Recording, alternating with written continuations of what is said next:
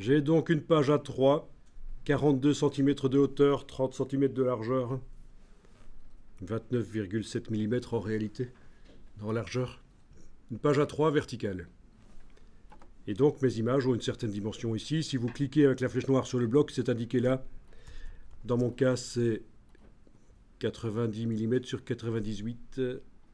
Ça, c'est la taille des blocs. Quand je clique avec la flèche noire sur eux, largeur, hauteur, je vois la dimension des blocs là.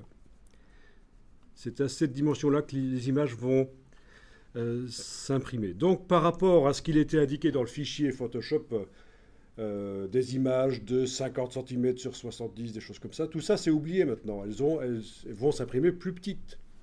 Donc, les pixels se sont densifiés. Si vous allez regarder dans menu Fenêtre Information, vous allez voir que on a les pixels qui se sont densifiés. Vous cliquez sur une image ou l'autre. Et ici, est-ce que vous voyez ça? Quand vous cliquez sur les images, dans la palette Information, menu Fenêtre Information, PPP réel, c'est ce qui est indiqué dans le fichier. Depuis qu'on a redimensionné sur la page, les pixels se sont tassés. 674, on est largement au-dessus des 300 pixels par pouce.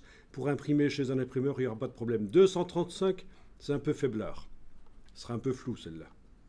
456, ça va.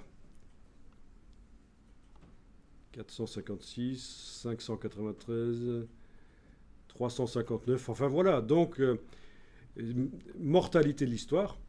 Si vous ouvrez des images et qu'elles sont à 72 pixels par pouce dans Photoshop, c'est pas grave, ça veut rien dire. Ce qui compte, c'est le nombre de pixels. Parce que quand vous les redimensionnez dans InDesign, vous ne les imprimez pas trop grandes, les pixels se tassent et on est au-delà de 300 pixels par pouce, sauf pour certaines images, peut-être. Non, ben ici, on est quasiment... Toutes sont là de 300 pixels par pouce. Vous comprenez le principe, hein? C'est le syndrome de la couette, je vous avais déjà expliqué. Vous avez une couette, vous la rentrez dans une armoire, vous poussez dessus pour qu'elle soit bien petite. Elle est toujours composée d'autant de matière qu'avant, mais la matière est plus dense. Ben, c'est le principe ici pour les images.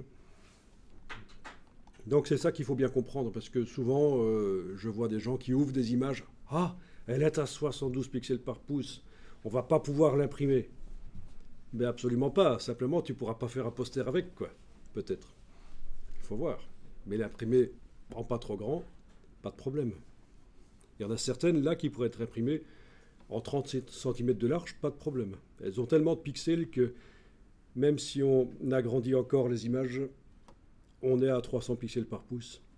Donc, ce qu'il faut pour une impression chez un imprimeur. Et pour du jet d'encre, 150 pixels par pouce. Donc si vous devez faire un jour des publicités pour des stands, pour des expos, tout ça, imprimé en jet d'encre, vous savez que 150 pixels par pouce, ce sera bon.